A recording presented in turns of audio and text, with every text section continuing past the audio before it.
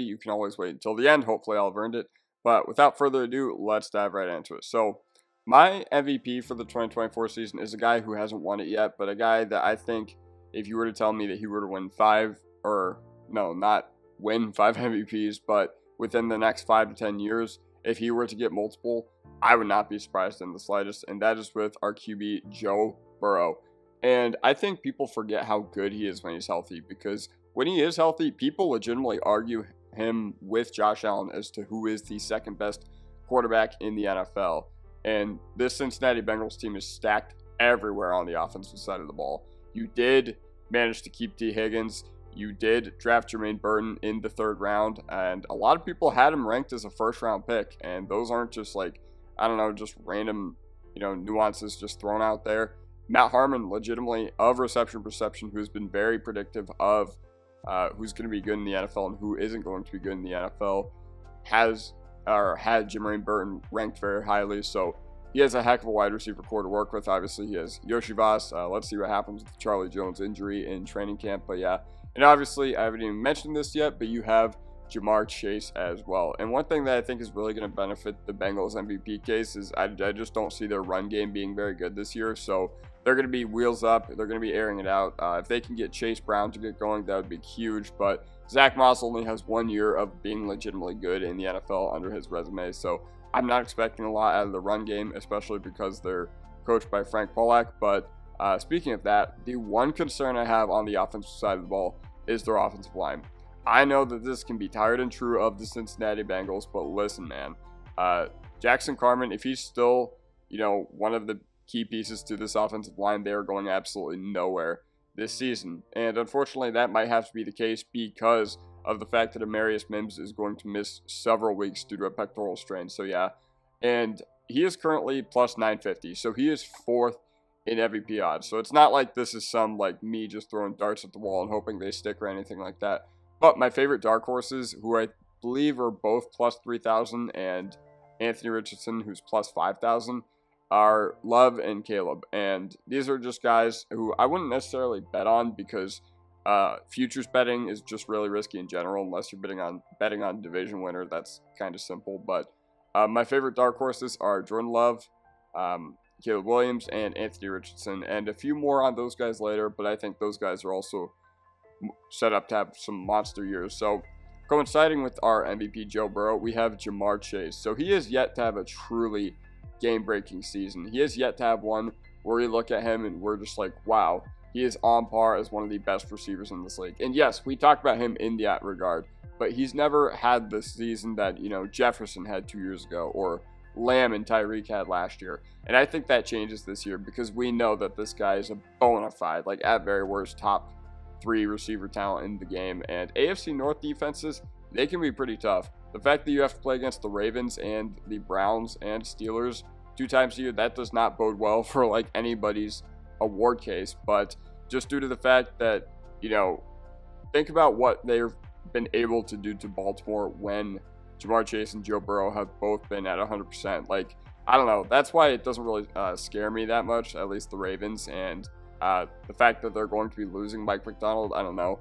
Yeah, so I'm kind of betting on some regression there, but ultimately they're still going to be a really, really good unit. But, the Browns, I don't know what it is, but they just seem to have the Joe Burrow Bengals number. It just is what it is at this point. And then, obviously, you have the Steelers. The Steelers, I mean, they are what they are. If they're missing TJ Watt, the defense is laughable, and they're probably not going to win many games. But assuming TJ Watt is healthy, which, knock on wood, I hope he stays healthy, that is the avenue I see to this Bengals team, being able to really, really go ham in the AFC North. And ultimately, I think it's going to be some dogfights. The games between those teams are going to all be dogfights, but the rest of the schedule is pretty damn easy. They play the AFC West. I think they play the NFC East this year, but I'm not entirely sure. I'd have to double check on that. And yeah, either way, it just comes down to the fact that he has the quarterback to support a monster year. And he will always draw the number 1 coverage, but Higgins, Burton, and Yoshi Voss are also going to be able to draw coverage away from him. And that's about as good of a wide receiver, complementing wide receiver core to any wide receiver one in the NFL. And they had probably the 5th I think it was the 5th toughest schedule of all time last year. And despite everything, despite how disastrous the year looked on paper, they still finished 9-8. So that bodes well for the Cincinnati Bengals. So even though I just spent a lot of time talking about the Bengals, let's talk about who I think is going to win Defensive Player of the Year in Max Crosby. So it's semi-impossible for a non-edge rusher to win this award. Even though it'd be cool to see an off-ball linebacker or a defensive back to win this award, we're just in the era where pressure and the pass rush just matters too much. There's a reason why edge defenders get paid the second highest amount of money on a roster, assuming you have a premium one, only behind quarterbacks. It's because if you get after the quarterback and you find a guy who can also stop the run, he can take your defense a long way by himself. And I think that's what Max Crosby is going to do here. And what it boils down to is the supporting cast around him is now better than it's ever been. Tyree Wilson, he's not going to be injured. He's not going to be coached by the McDaniels staff. And that's really, really going to help Max Crosby because Tyree Wilson, he is a freak. There is a reason that he went top 7 in the 2023 draft. And it wasn't just because Ziegler made an awful boneheaded pick. It's because he legitimately was worth that and had some of the worst coaching in football last year, especially early on. So I'm expecting that to turn around under Antonio Pierce. And they finally have the rest of the defense figured out. Once Antonio Pierce took over the defense, they were absolutely nasty. And Antonio Pierce and Patrick Graham, they're going to have this defense playing at a very, very high level throughout the year. I don't care if it's Gardner Minshew. I don't care if it's Aiden O'Connell. I believe that this team is going to make the playoffs. And honestly, you know, what it comes down to is I think Max Crosby, he's one of the best run defending edges in the league. I think he actually is the best one out of all of them because you look at stats regarding run defense over the past few years, teams avoid running to Max Crosby's way. Like, I think they only run at him 9% of the time, and the second most is, the second least is Myles Garrett at 20% of the time. So teams are running at Myles Garrett double more than they're running at Max Crosby, which really says a lot. And obviously, the sack production is absolutely unreal. He has some of the best pass rush moves, like, I don't know, that I've seen in a long time for a finesse pass rush player in general. But yeah, so I think Defensive Player of the Year is going to go to Max Crosby just due to the fact that the Raiders, they have had the worst defense in the league since he's taken over. And once I believe they get going this year, I think they're going to be a top 5 unit. I really do. That might sound crazy and they might not have the offense to complement something like that, but they played that well once Pierce came in, and I just think that that's where they're headed as a franchise. So yeah, I think Max Crosby is going to be our Defensive Player of the Year. Now, our Offensive Rookie of the Year. Okay, this seems like I'm cheating a bit just by taking the guy who was the first overall pick, who people have compared to and said that he was the best prospect since Burrow.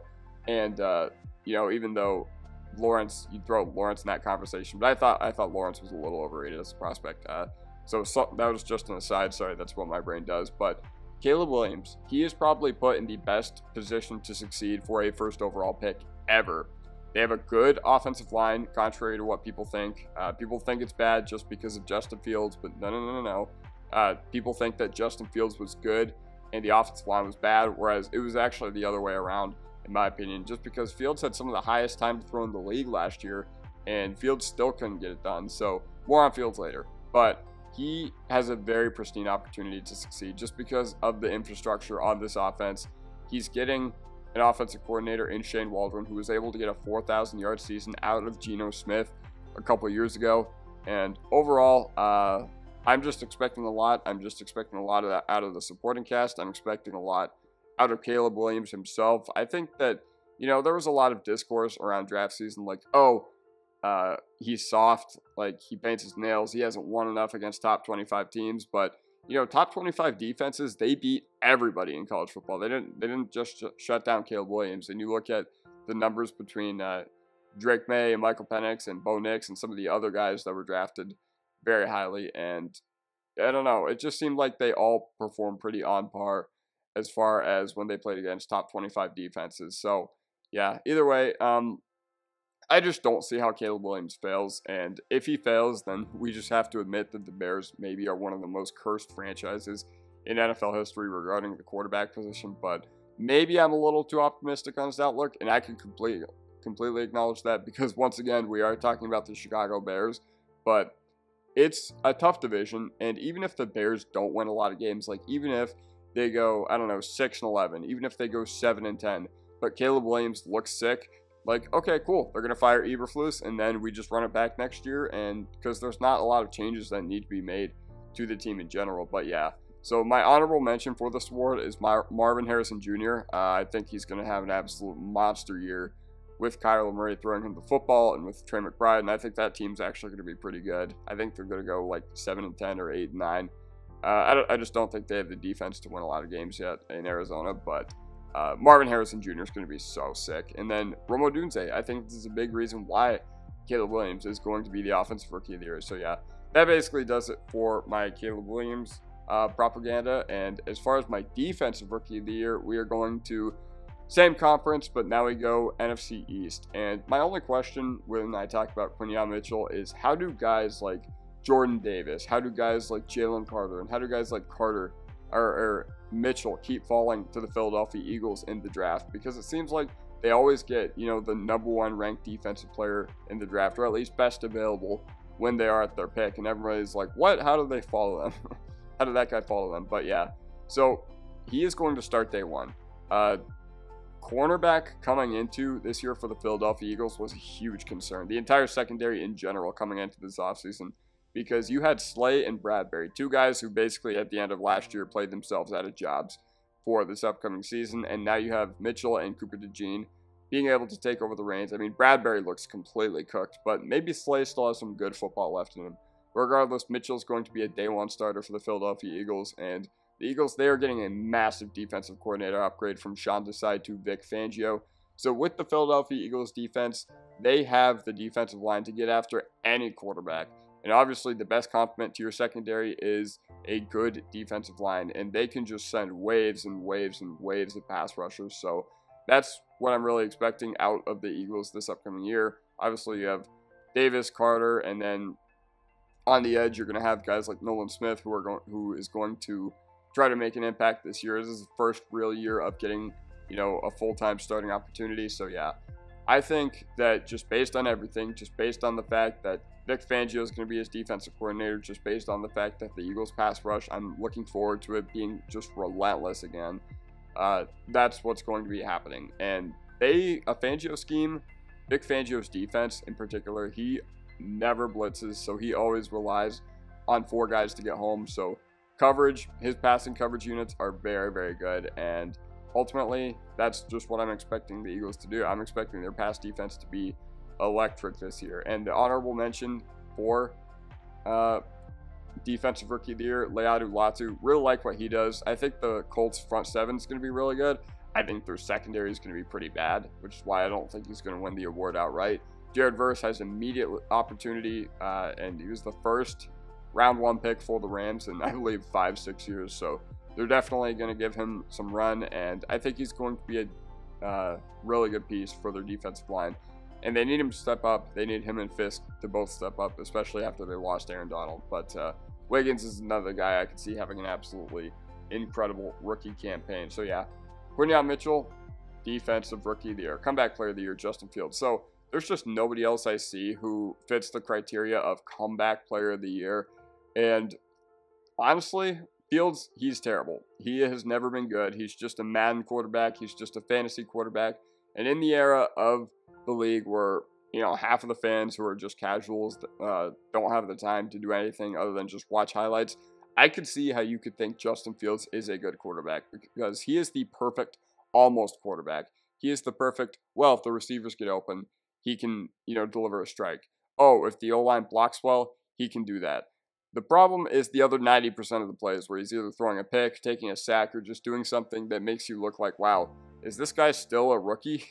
And I'm just really not seeing who else fits the, oh, he's going to be a magically good mold. Like Flacco came out of absolutely nowhere last year. There's no guy coming off like a major injury. Besides, Aaron Rodgers. We do have quite a few quarterbacks coming off of major injuries in general, but Aaron Rodgers, I just don't see it happening this year. I don't think he's going to be good at all. And another one, Joe Burrow. Once again, I could see him being really good, but if he truly is that good, then I don't know. They're just going to give him MVP, and they're going to give someone else comeback player of the year. Anthony Richardson as well. Could see it happening, but once again, I just don't really know the criteria. This seems to me like not more of a who was injured last year award. It's who played well when we didn't expect it award. And Anthony Richardson is currently in top 12 in MVP odds, so I'm not really expecting him to get the benefit of the doubt for this one as well. But the Steelers, they're going to have a good run game in 2024. Despite what everybody wants to say about Arthur Smith not using their best talent, well, guess what? If you're not using the Steelers' best talent, then you're going to have literally no one on the field, because they have legitimately 4 guys on their offensive side of the ball who I could legitimately say, yeah, those guys are above average NFL players, bona fide, and 3 of them are their, or I would say 2 of them are their skill position. They're skill position dudes.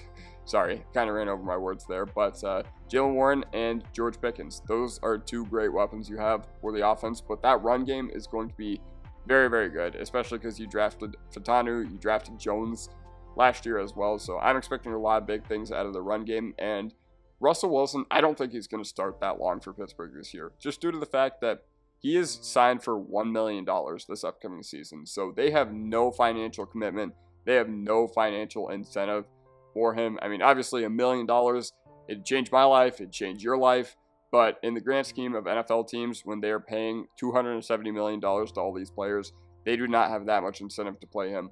And I could see the justification where they're just like, okay, the Steelers, you know, maybe they're kind of out of the division race, but we'll see what we have in Justin Fields. We're going to see if it's worth keeping him around for next year. And if it's worth it, then maybe they just bring him back, and maybe he is their quarterback of the future. So yeah, ultimately, I think that's where we're headed. I just don't see Russ getting much playing time past like week 6 this year. And I could see Justin Fields getting it just due to the fact that the Steelers are starved for something. And even if he's just the same quarterback he's been in Chicago and he has like 4 or 5 explosive games, this award is his for the tanking. So, Coach of the Year, Shane Steichen. This guy is probably who my vote would have gone to last year if the Browns didn't play super, super well, because he took the Gardner Minshew Colts to a 9-8 record, and they were a Tyler Goodson dropped pass away from getting an AFC South title. And Anthony Richardson, this is just the 2022 Eagles all over again, except you get an upgrade with your running back position. Now, obviously, it'd be a tall task to ask this offensive line to be as good as the Eagles' offensive line was 2 years ago, but it's still a top 3 unit in the league, and this Indianapolis run game is going to be disgusting, even if AR sucks, which I don't think he does. I think AR is going to be a great quarterback, and ultimately, just what it boils down to, I think they're going to win a lot of games because of their offense. I expect their defense to be pretty bad this year. I think the secondary is still a huge question mark, and, you know, if you can get after the quarterback, that's going to alleviate a lot of the stress, but Gus Bradley, I don't really know what he's still doing as their defensive coordinator there in Indianapolis. But some of the other guys who I could see getting this award are Mike McDonald. I'm expecting the Seahawks defense to be really good this year, especially because of the fact that you're going to have a rejuvenated Woolen, you're going to have you're going to have Witherspoon doing Witherspoon things, and, you know, adding Byron Murphy is just going to do wonders for this Indianapolis Colts defense, or no, the Seattle Seahawks defense in general. But Gannon is another guy because I expect the Cardinals to go like 7-10, 8-9, and I'm expecting them to be very, very difficult to play against. And ultimately, I just don't think they're going to make the playoffs because they don't really have the guys on defense to keep up with San Francisco, and they don't have the guys to even keep up with the Rams or even Seahawks now. I think all those games are just going to be shootouts, and the Cardinals are probably going to come out on the losing end more often than not just because of the fact that they don't really have a lot. But they had like 15 or 16 draft picks this past year, so they really, really retooled this team. And then Sean Payton, I think the Broncos are actually going to be pretty decent this year, but just due to the fact that they have probably the worst roster in the NFL, and Sean Payton could drag them to like 6 or 7 wins. And if Bo Nix looks semi-competent, then I could see Peyton, or no, not even if he looks competent, because I think the bar has to be higher, but Bo Nix, I think he's going to look good this year, and I think that's going to be enough to get Sean Payton like top 4, top 5 in Coach of the Year. So yeah, I think it's going to go to Steichen, but yeah, that's basically how I feel. Assistant Coach of the Year, so we're going to go with Ben Johnson, and he was a finalist last year for this exact same award. Maybe he should have beat Jim Schwartz, but I don't know. That Browns team was pretty nasty, but they have very, very few potential bad weather games this year. They have obviously all their games in a dome. You have Minnesota, which is also in a dome.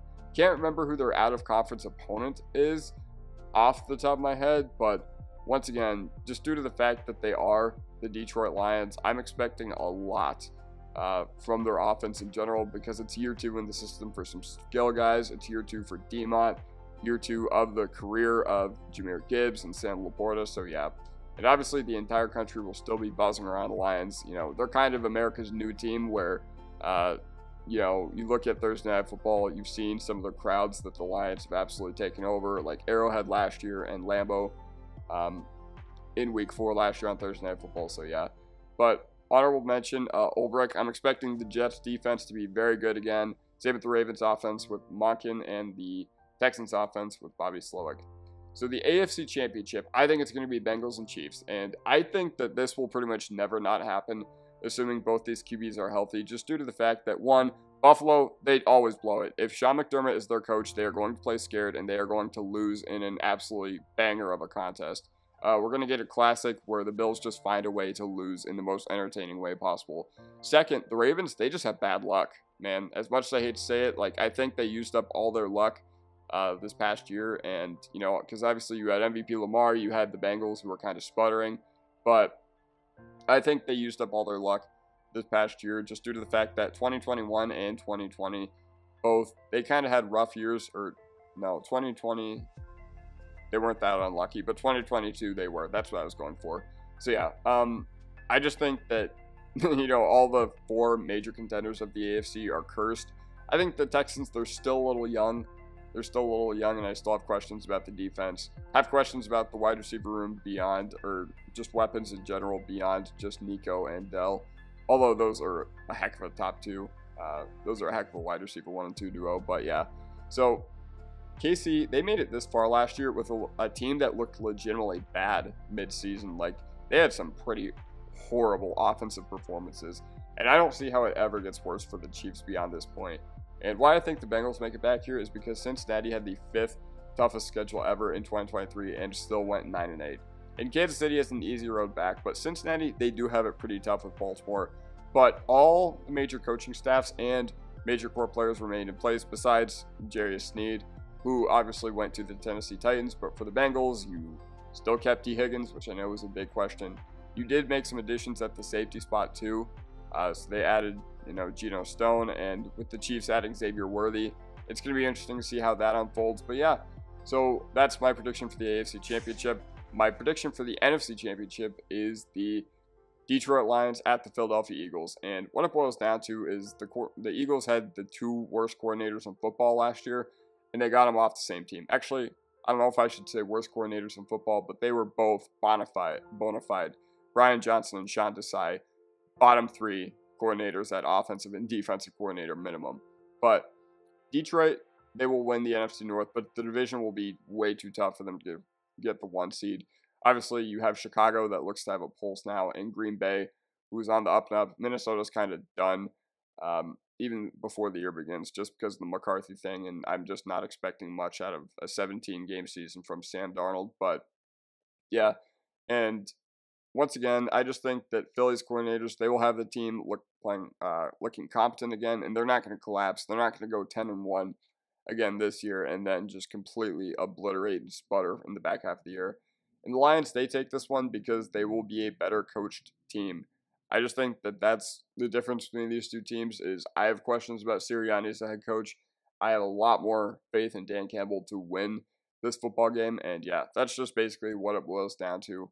There was something else I wanted to mention. Oh yeah, the Eagles, they have a very, very easy run to the NFC East number 1 seed, because you have the Commanders and the Giants, 2 teams that are probably going to have top 5 picks going into next year. And then the Cowboys, who lost Quinn, so I'm not expecting them to go even higher than 10-7. So yeah, that's who I think it goes up to. And unfortunately, yes, this is what I'm picking. I know it's pretty lame, but this team has the Brady Patriots energy, where they have an easy road. They get incredible injury luck. Like the other team, they'll just run out of guys, and then they'll make the micro play. They'll make like the split-second play that they needed to win the game.